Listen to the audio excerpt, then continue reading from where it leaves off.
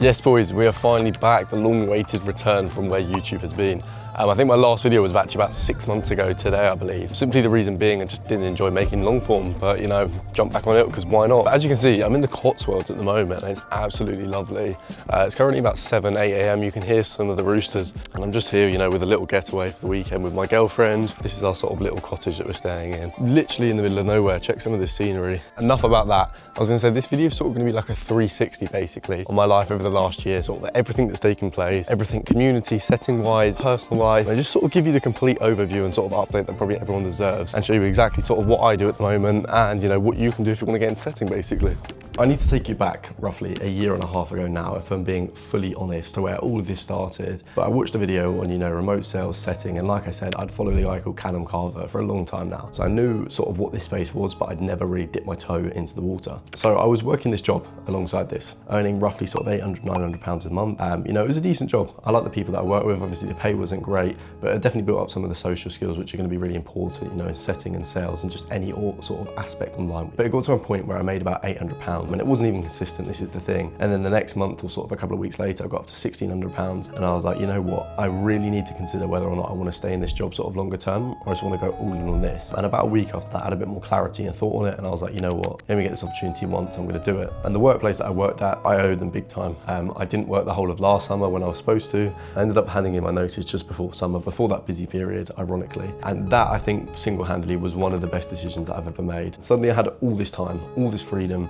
It was kind of like going back to a year 11 summer again when you're not working and you can do pretty much whatever you want. But throughout all that time, you know, I was so locked in, I was so fixated. I was like, look, I've got this path, I've got this journey where I want to take this, and I'm not going to be able to do this by going back to this sort of the old way, the old lifestyle that I was living, basically the 1.0 version of Tom. And throughout that whole time, you know, I was just expanding on my setting knowledge, trying to get as much experience, trying to speak to as many people, network as I could in that whole meantime. But this is coming on to my next point. I had an apprenticeship lined up in September, and the thing is, I'd gone through lengths to get this apprenticeship. I've gone through multiple rounds of interviews. I rocked up to the interview underdressed. Most people had on full suits. We got sat down, I remember specifically on this table, we had the directors of the board in there, all the candidates that made the second round interview as well, sat at this table. And I was the second person to even speak. And they basically just picked on me and I was like, what the fuck? And they're basically just like, why do you want this apprenticeship? You know, why should we pick you? What sort of makes you special over everyone else? And I think if I didn't have those people skills and being able to speak, I probably wouldn't have even landed it in the first place. I just leveraged basically any past experience that I had. You know, I was quite a confident, calm, collective speaker compared to everybody else. And I think that's the reason why I was able to land that apprenticeship. Fast forward to, you know, September, October time, I'd started that. You know, it's going really well. I was making a lot more than I was making on top of the old setting and the old job. I was making sort of 2-3 grand a month. I had, you know, a company card lined up to me and this obviously really sick, promising career of becoming a project manager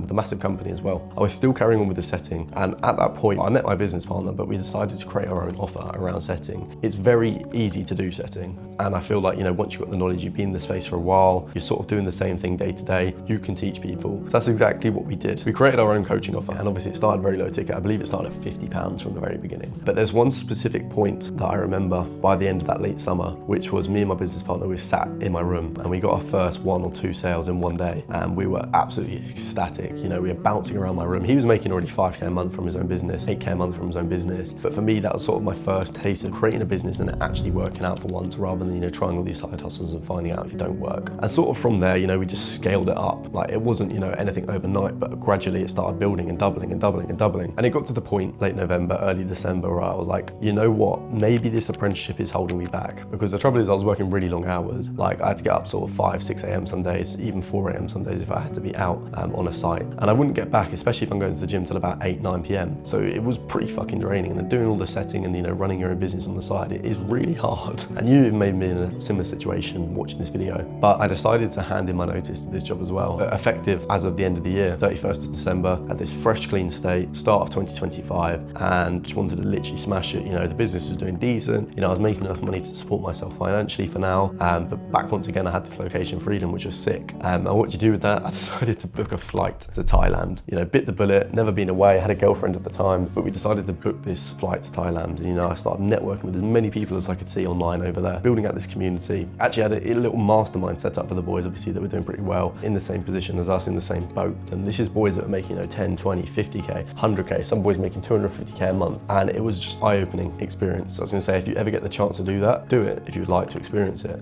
But being able to speak to people out there, those are the ones that I've realized leaving the UK is probably one of the best things you can do. I mean, ironically I say that sat in the Cotswolds, but it's quite nice here to be fair.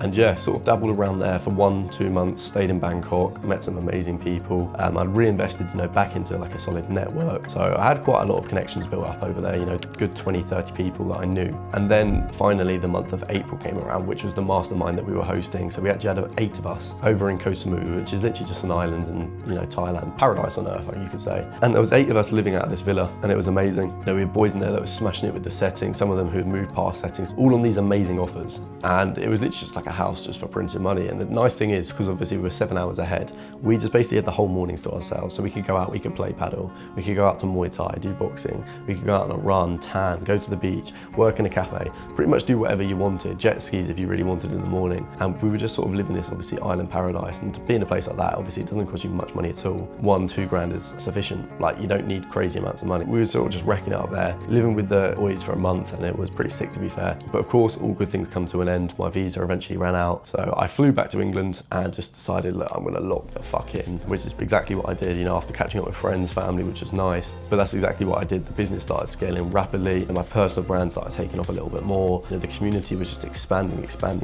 which is also sick. All these boys were getting these amazing results, which obviously leads me to the position that I'm in at the moment, fortunately. But by this point, I believe the business had hit probably a 50k month, pounds as well, not even USD. So sort of 60, 70, 80k USD, which is still pretty mad to say, even though I'm 20 now, but at the time, being 19, 18 years old is just silly money. Like, you're not used to it. From there, the next step was, the whole team decided to go over to Turkey for a bit, sort of just like a getaway, say thank you boys that, we were working with on the offer, and just sort of get a bit more taste of the location freedom, basically.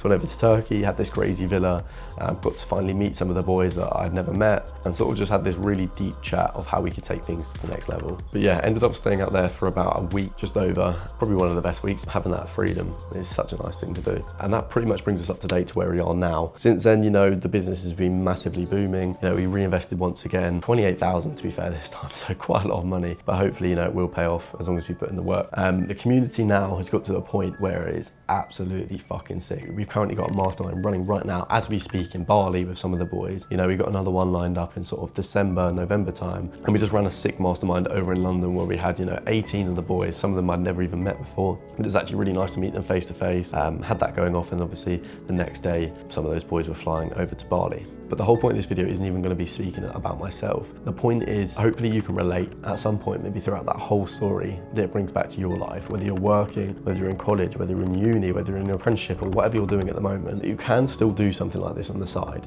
if you're willing to put in the work. I've seen boys, and I've currently got boys as well. Yanis is a really good example. He's running a pretty intensive degree apprenticeship in software, but also, he's taken some time off. He's gone over to Bali. He's scaled his business, currently doing about 5k a month. Same with Jake. He's been here for 3 months, running his own business already. He's done sick with setting, literally 90 days time. And it goes to show, the time frame that you can actually put in the work and you can take things to the next level as long as you take action. And that's sort of like the bottom line of things. If I never took action, I wouldn't be sat in this position. I wouldn't have gone over to Thailand. I would have been in that exact same position, whether it's the bar, whether it's an apprenticeship or whatever it may be. And those were the things that were holding me back. But by no means am I saying, go leave this job and hopefully it will work out or anything like that. You need a plan in place. You need an idea. You need some sort of structure, because that was the reason why all these previous side hustles or business models I tried never worked out. For whatever reason, they may have been saturated. Maybe I didn't know how to put in the work. Maybe I didn't even know what I was talking about or how to do it. But that simply is the reason why I think, setting worked out for me in the first place, because it was so simple. I had access to a phone, a laptop, to Wi-Fi, data, internet at some point. I was just being able to be connected at any point. So therefore I could do it pretty much anywhere. And then the next thing being, it was fairly simple. You're literally sending Instagram DMs at that point. And if someone came up to me and told me, look, you could be making 5, 8,